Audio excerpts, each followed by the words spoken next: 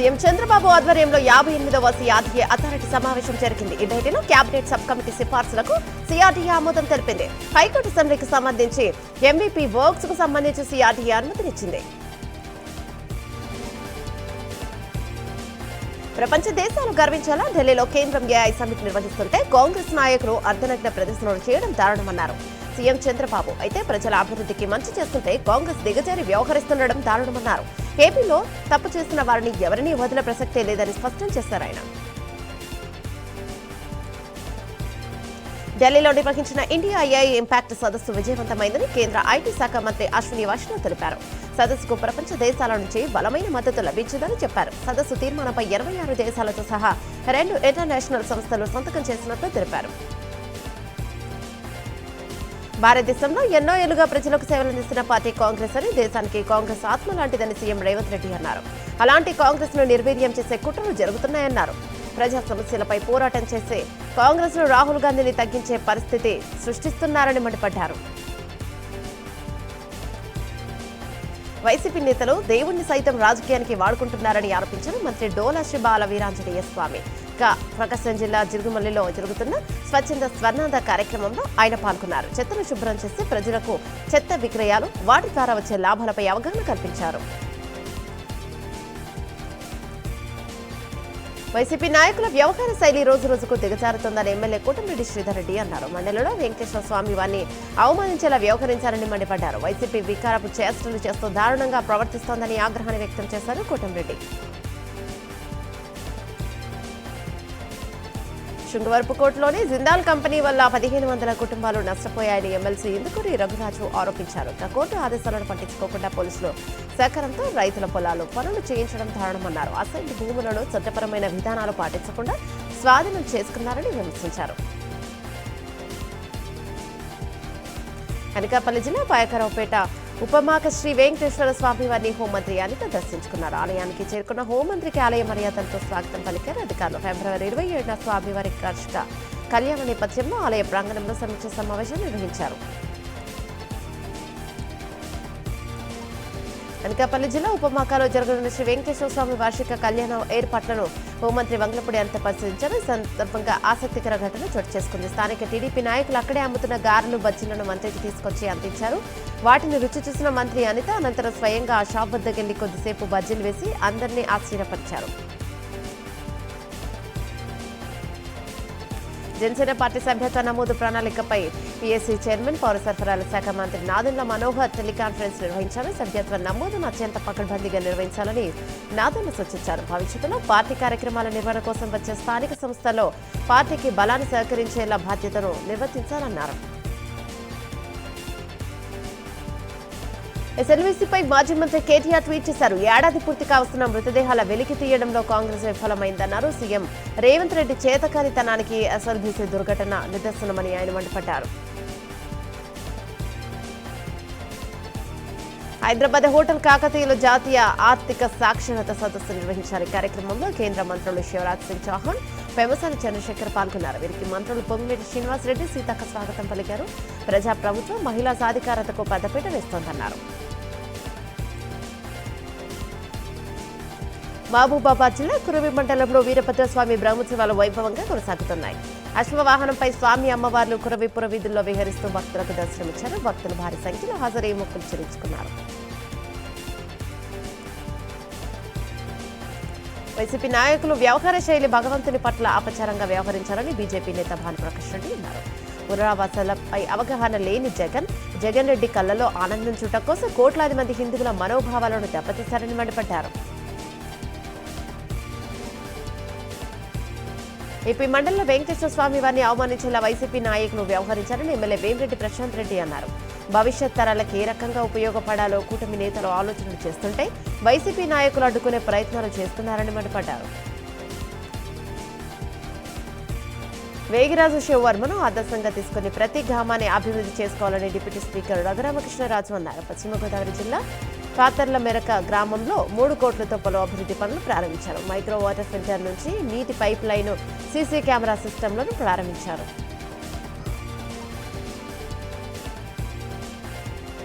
CM చంద్రబాబును విమర్శించే స్థాయి వైఎస్ జగన్కు లేదని మంత్రి కొల్లు రవీంద్ర అన్నారు. అంబటి రాంబాబు జైలుకు వెళ్లి వచ్చాక స్వాతంత్ర సమరయోధులా మాట్లాడుతున్నారని ఎద్దేవా చేశారు. రాష్ట్రాన్ని అభివృద్ధి చేయడం, ప్రజలకు సంక్షేమాన్ని పంచడమే కూటమి ప్రభుత్వ ధ్యేయమన్నారు మంత్రి కొల్లు రవీంద్ర. వైసీపీ నేతలపై టీడీపీ రాష్ట్ర అధికార ప్రతినిధి ఎస్వీఎస్ఎన్ వర్మ విమర్శలు గుప్పించారు. చెప్పులు వేసుకుని వెంకటేశ్వర స్వామి ఫోటోను ప్రదర్శించడం దారుణమన్నారు. వైసీపీ ఎమ్మెల్సీలు వెంకటేశ్వర స్వామి క్షమాపణలు చెప్పాలని డిమాండ్ చేశారు. పల్నాడు జిల్లా కోటప్పకొండ త్రికోటేశ్వరుని మంత్రి వాసంశెట్టి సుభాష్, ఎమ్మెల్యే చదలవాడ అరవింద బాబు దర్శించుకున్నారు. త్రికోటేశ్వరుని ప్రత్యేక పూజలో పాల్గొన్నారు. గత 5 ఏళ్లలో రాష్ట్రంలో ఉన్న ఆలయాల్లో కనీస శుభ్రత లేదని మంత్రి వాసంశెట్టి సుభాష్ అన్నారు. సీఎం రేవంత్ రెడ్డిపై ఎమ్మెల్యే పైడి రాకేష్ రెడ్డి విమర్శలు గుప్పించారు. ఇదే రోడ్డుపై రేవంత్ రెడ్డిని పోలీసులతో లాక్కెళ్లకపోతే తన పేరు పైడి రాకేష్ రెడ్డి కాదంటూ సవాలు చేశారు. దొంగలు ఒకటయ్యారని రాకేష్ రెడ్డి మండిపడ్డారు. రాజన్న సిరిసిల్ల జిల్లా వేములవాడ మున్సిపల్ చైర్మన్ గా పుల్కం రాజు, వైస్ చైర్మన్ గా నారాల శేఖర్ ప్రమాణ స్వీకారం చేశారు. కార్యక్రమానికి ముఖ్య అతిథిగా రాష్ట్ర ప్రభుత్వ విపాది శ్రీనివాస్, కౌన్సిలర్లు పాల్గొన్నారు.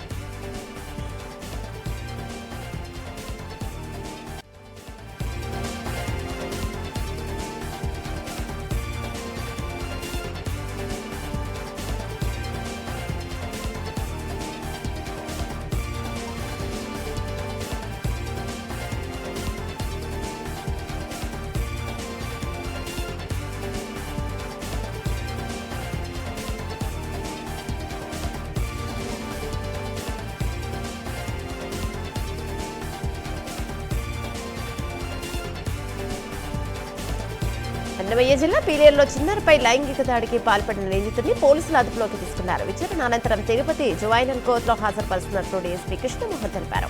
ఇలాంటి ఘటనలు పునరావృతం కాకుండా ప్రతి ఒక్కరు సామాజిక బాధ్యతతో వ్యవహరించాలని సూచించారు. సికింద్రాబాద్ లో పీఎం సంసద్ క్రీడోత్సవాలు ముగిశాయి. ఇక జింకానా స్టేడియంలో క్రికెట్, ఖోఖో, కబడ్డీ మ్యాచ్లు నిర్వహించారు. కార్యక్రమానికి కేంద్ర మంత్రి కిషన్ రెడ్డి హాజరై క్రీడలను తిలకించారు.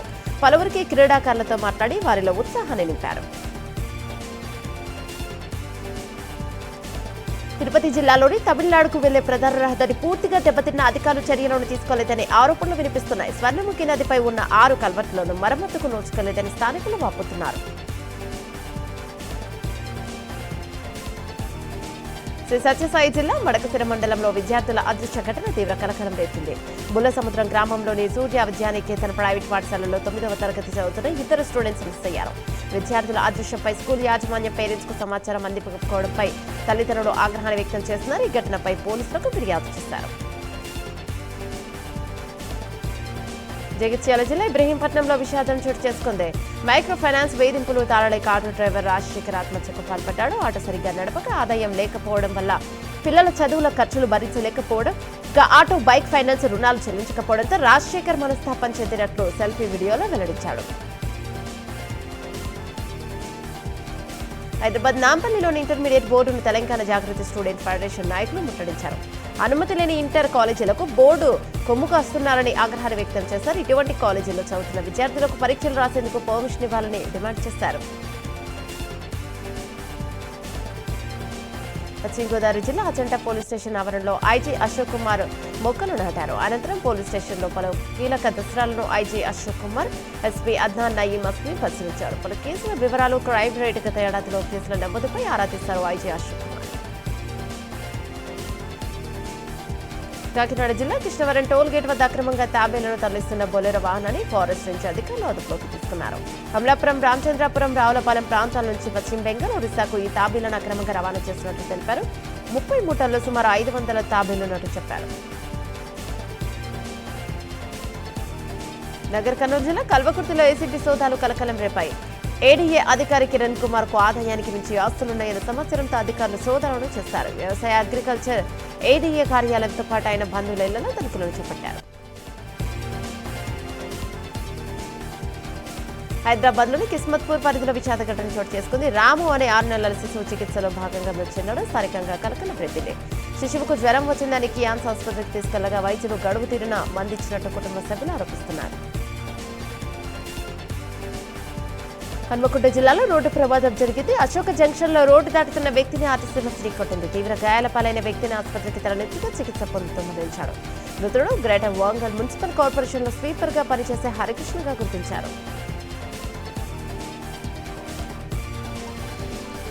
వికారాబాద్ జిల్లా తాండూరులో 7వ వార్డుకు చెందిన బీఆర్ఎస్ కౌన్సిలర్ ఇర్షాద్ పై దాడి జరిగింది. గాయాల పాలైన ఇర్షాద్ ను మెరుగైన వైద్య చికిత్స నిమిత్తం హైదరాబాద్ కు తరలించారు. అయితే తనపై కావాలని దాడి చేశారని ఇర్షాద్ ఆరోపిస్తున్నాడు.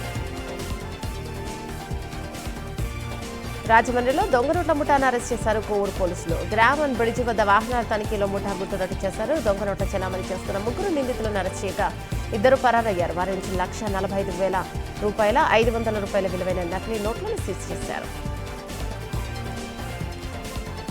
పల్నాడు జిల్లా వినుకొండలో సీఎం పర్యటన సందర్భంగా వరికపూడిసెల ప్రాజెక్టు సమితి సభ్యులు నిరసన తెలిపారు. 1996లో వరికపూడిసెల ప్రాజెక్టుకు శంకుస్థాపన చేసిన చంద్రబాబు ఇప్పటి వరకు బడ్జెట్లో నిధులు కేటాయించలేదని ఆందోళన తెలిపారు. ఎంపీ ఈటెల రాజేందర్ని పోలీసులు హౌస్ అరెస్ట్ చేశారు. ఎస్ఎఫ్పీతో సహా ఈటెల నివాసానికి చేరుకున్న పోలీసులు హౌస్ అరెస్ట్ చేశారు. కామారెడ్డి ఎమ్మెల్యే వెంకటరమణారెడ్డి ఇంటి మీద దాడి నేపథ్యంలో ఆయన పరామర్శించేందుకు ఈటెల కామారెడ్డి బయలుదేరగా పోలీసులు అడ్డుకున్నారు. CM Chandrababu deputy CM Pawan నేతృత్వంలో పోలవరం పనులు తుది దశకు చేరుకున్నాయన్నారు ఎంపీ బలవనేని బాలశౌరిత. ఎమ్మెల్యే వెనిగళ్ల రాము కృష్ణా జిల్లా మోటూరులో 23,75,000తో ఇరిగేషన్ రెగ్యులేటర్ నిర్మాణ పనులకు శంకుస్థాపన చేశారు. అనంతరం గ్రామంలోని భాగీరథ మహర్షి విగ్రహానికి పూజలు చేశారు. కామారెడ్డిలో ఇక్కడి నుంచి యుద్ధ వాతావరణమేనని వదిలిపెట్టే ప్రసక్తే లేదని కామారెడ్డి బీజేపీ ఎమ్మెల్యే కాటిపల్లి వెంకటరమణారెడ్డి హెచ్చరించారు. కామారెడ్డికి ఏ ఇన్ఛార్జి మంత్రి పదవి వచ్చినా తాము నిలదీస్తూనే ఉంటామన్నారు. కామారెడ్డిలో జరిగింది జస్ట్ ట్రైలర్ మాత్రమేనని, అసలు సినిమా ముందుందని హెచ్చరించారు. దేశవ్యాప్తంగా కాంగ్రెస్ ఆఫీసులతో పాటు రాహుల్ గాంధీ ఇంటిని ముట్టడించాలని బీజేవైఎం తీసుకున్న కార్యాచరణను ఖండిస్తున్నామన్నారు. భువనగిరి ఎంపీ చామల కిరణ్ కుమార్ రెడ్డి ఢిల్లీలో జరిగే ఏఐ సమ్మిట్కు తాను వ్యతిరేకం కాదన్నారు. అమెరికాతో జరిపిన వాణిజ్య ఒప్పందాలు మోదీ దేశానికి నష్టం చేశారని ఆరోపించారు.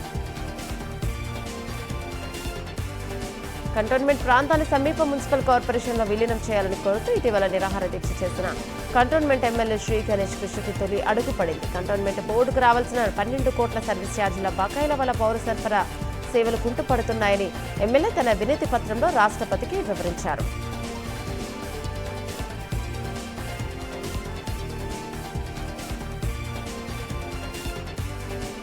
వైసీపీ పాలనలో రాష్ట్రంలోని ప్రతి ఆలయంలో వేద పారాయణం ప్రజ్వలించాలని 700 వేద పారాయణదారుల పోస్టులకు నిర్ణయం తీసుకున్నామన్నారు. టీటీడీ మాజీ చైర్మన్ భూముల కరుణాకర్ రెడ్డి కూటమి ప్రభుత్వం అధికారంలో వచ్చాక ఏడాది కాలంగా అటకెక్కించారన్నారు. 4 నెలల క్రితం ఇంటర్వ్యూలు నిర్వహించారని అవి వివాదాస్పదంగా మారాయని, ఇప్పటి ఫలితాలు ప్రకటించలేదని భూముల ఆగ్రహం వ్యక్తం చేశారు.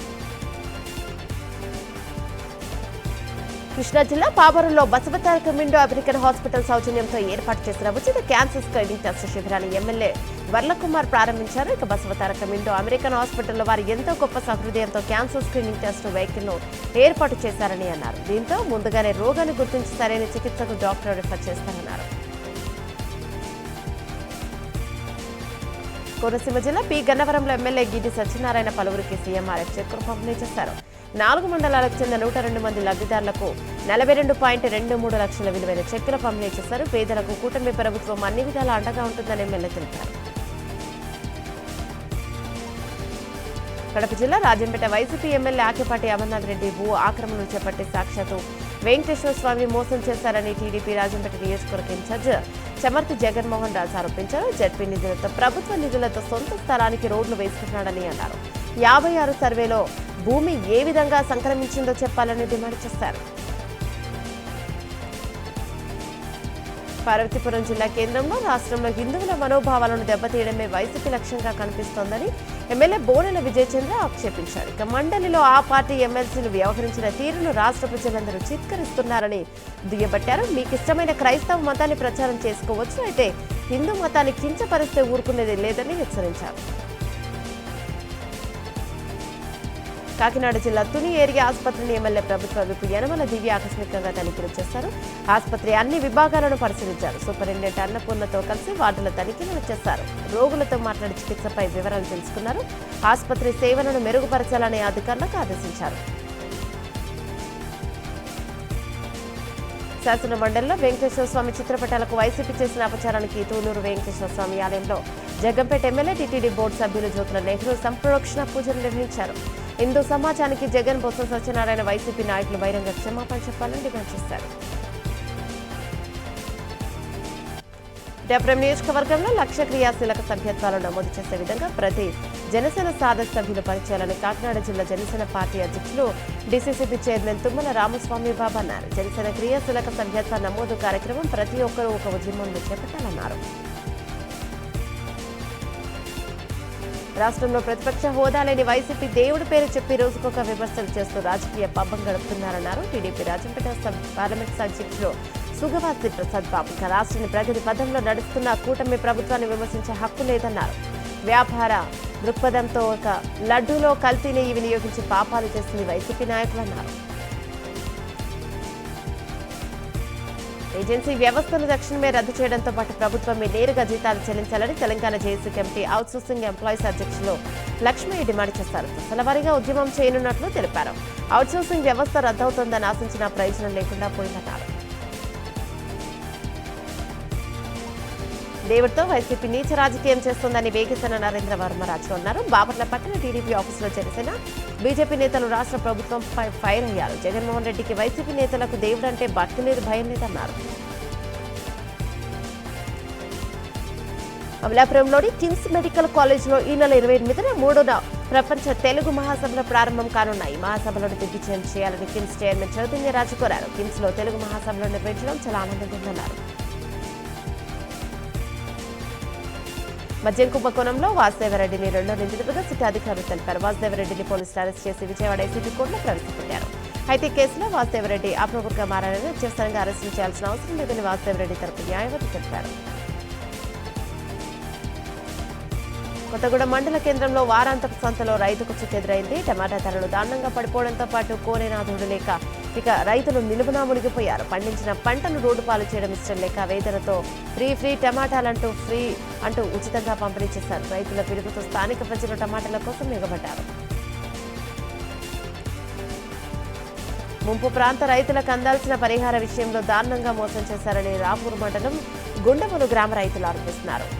కండలేరు జలాశయం వల్ల గుండవోలు గ్రామంలోని పలు భూములు ముంపునకు గురయ్యాయని, ఖాళీ స్టాంపు పేపర్లు, ప్రెసిడెంట్ నోట్లపై సంతకాలు చేయించుకొని ఇప్పుడు పరిహారం జాబితాలో పేర్లు లేకుండా చేశారని ఆవేదన వ్యక్తం చేశారు.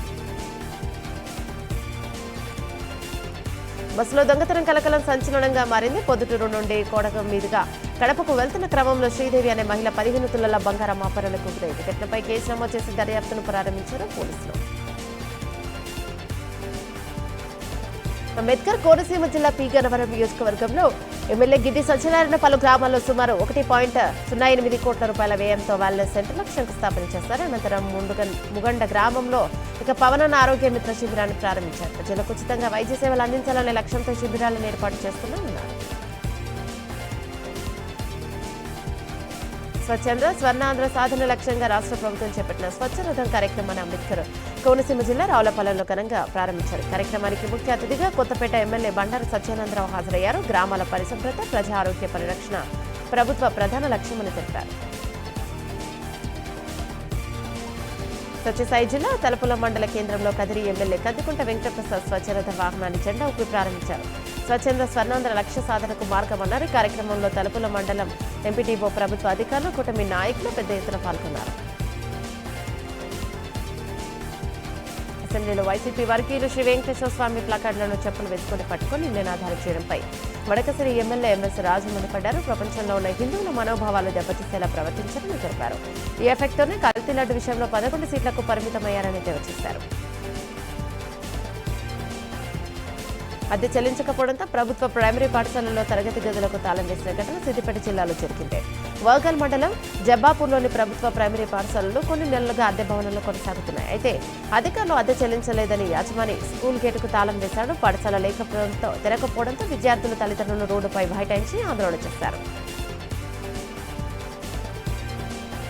నల్గొండ జిల్లా చండూరులో మనబడి మన చేయుత కార్యక్రమానికి భారీ స్పందన వచ్చింది. పాఠశాల పూర్వ విద్యార్థి మారం గోపాల్ రెడ్డి విద్యార్థులకు 171 సైకిళ్లు అందించారు. వీటి విలువ సుమారు 13 లక్షల వరకు ఉంటుందని ఆయన గుండ్రపల్లి గ్రామ వాస్తవ్యులు కావడం విశేషం. ఈ సందర్భంగా పాఠశాలలో విద్యార్థుల తల్లిదండ్రులు సమావేశం నిర్వహించి సైకిళ్లను అందజేశారు. ఖమ్మం జిల్లా గంగారం గ్రామ శివారులో కోడిపందెం స్థావరంపై ఎస్ఐ అశోక్ కుమార్ ఆధ్వర్యంలో పోలీసులు దాడి చేశారు. 14 మంది పందెపు రాయలను అదుపులోకి తీసుకున్నారు. 65,000 రూపాయలను స్వాధీనం చేసుకుని కేసు నమోదు చేశామని పోలీసులు తెలిపారు. అయితే వారిలో దమ్మపేట పోలీస్ స్టేషన్లో పనిచేసే హెడ్ కానిస్టేబుల్ ఉండటం విశేషం.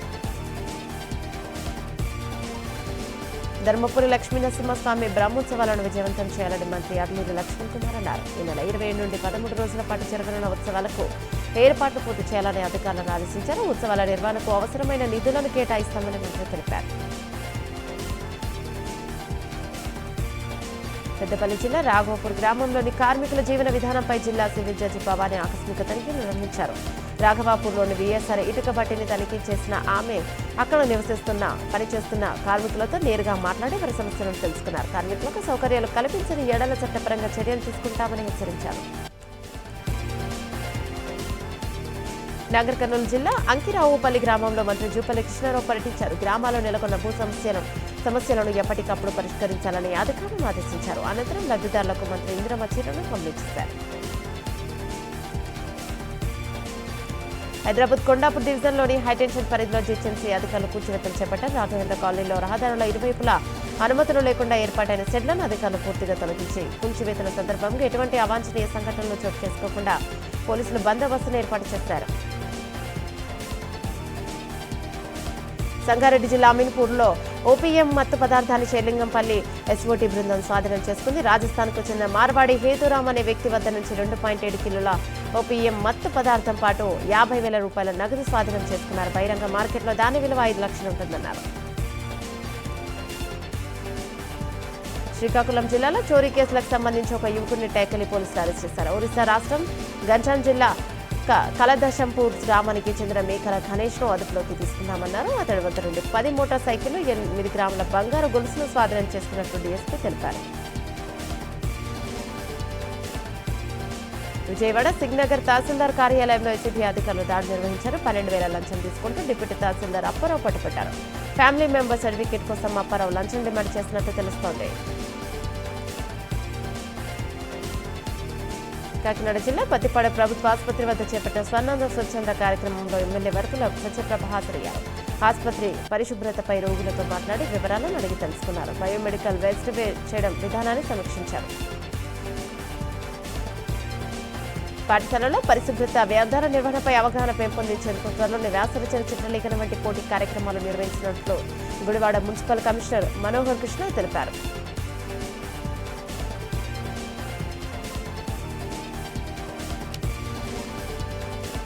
హైదరాబాద్ ఉప్పల్లో మిస్సింగ్ కలకలం రేపింది. ఉప్పల్ పోలీస్ స్టేషన్ పరిధిలో రామంతాపూర్ జనప్రియ అపార్ట్మెంట్లో నివాసం ఉంటున్న పూర్ణచంద్రరావు మాధాపూర్ రేస్ పర్పసింజింగ్ మేనేజర్ గా పనిచేస్తున్నాడు. అయితే గురువారం అర్ధరాత్రి అతన్ని గుర్తు తెలియని వ్యక్తులు తీసుకెళ్లినట్లు తెలుస్తోంది. సమాచారం లేకపోవడంతో భార్య లక్ష్మీ దుర్గ ఉప్పల్ పోలీసులకు ఫిర్యాదు చేసింది. కేసును నమోదు చేసి దర్యాప్తు చేస్తున్నారు పోలీసులు. రాబోయే వేసవి కాలంలో శివారు ప్రాంతాలు నీటి పడత లేకుండా చూడాలని మంత్రి గుట్టిపాటి రవికుమార్ అన్నారు. పల్నాడు జిల్లా అభివృద్ధిపై కలెక్టర్ కార్యాలయంలో నిర్వహించిన సమీక్ష సమావేశంలో చీఫ్ విప్ జీవి ఆంజనేయులతో కలిసి ఆయన పాల్గొన్నారు. సమీక్ష సమావేశానికి ఎమ్మెల్యేలు చెద్దలవాడ అరవింద్ బాబు, పత్తిపాటి పుల్లారావు, భాష్యం ప్రవీణ్, జూలకంటి బ్రహ్మారెడ్డి హాజరయ్యారు.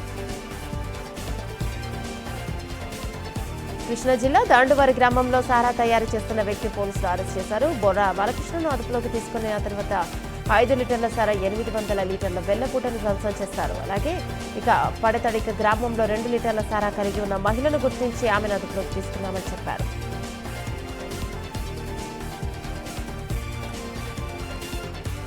గండిపేట బేగంపేట పోలీస్ స్టేషన్ పరిధిలో ఇటీవల జరిగిన చోరీ కేసును ఛేదించినట్టు బేగంపేట ఎస్పీ గోపాలకృష్ణమూర్తి తెలిపారు. సత్యకృష్ణ అపార్ట్మెంట్లో ఓ ఇంట్లో జరిగిన చోరీ కేసులో ఇద్దరిని అరెస్ట్ చేశారు పోలీసులు. నిందితుల నుండి 23 తులాల బంగారంతో పాటు 65,000 నగదు, 2 సెల్ ఫోన్లను తీసుకున్నట్టు తెలిపారు.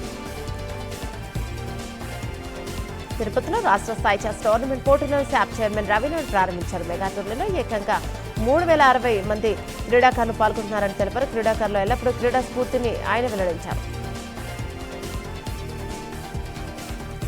తిరుపతిలో శాప్ చైర్మన్ రవినాడు సమావేశం నిర్వహించారు. సందర్భంగా వైసీపీ నాయకులపై ఆయన మండిపడ్డారు. అవినీతిలో నిండా మునిగి హిందువుల మనోభావాలు దెబ్బతీశారని రవినాడు ఆరోపించారు.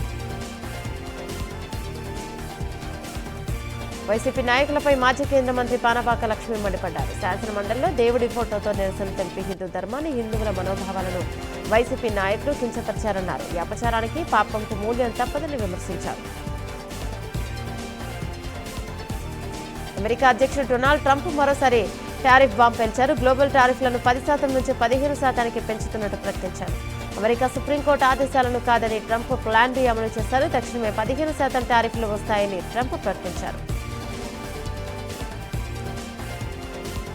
విజయనగరం జిల్లా నెల్లిమల నియోజకవర్గంలోని రోడ్డు పనులకు ఎమ్మెల్యే లోకమాధవి శంకుస్థాపన చేశారు. నియోజకవర్గంలో రోడ్లను పూర్తి చేస్తామని తెలిపారు. రామతీర్థంలో గిరి ప్రదక్షిణ రోడ్డును పూర్తి చేశామన్నారు.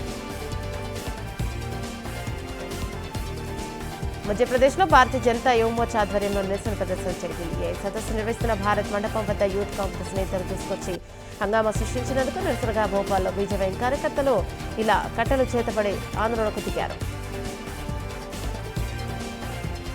భారతదేశ పర్యటనలో ఉన్న బ్రెజిల్ అధ్యక్షుడు లులాడా సిల్వారాజును ఘాట్ సందర్శించారు. అక్కడ మహాత్మాగాంధీ సమాధిపై పుష్పగుచ్చం ఉంచి నివాళులర్పించారు. గౌహతిలో సీఆర్పీఎఫ్ 87వ దినోత్సవం ఘనంగా జరిగింది. కేంద్ర హోంమంత్రి అమిత్ షా కార్యక్రమానికి హాజరయ్యారు. సీఆర్పీఎఫ్ సిబ్బంది విన్యాసాలను తిలకించారు.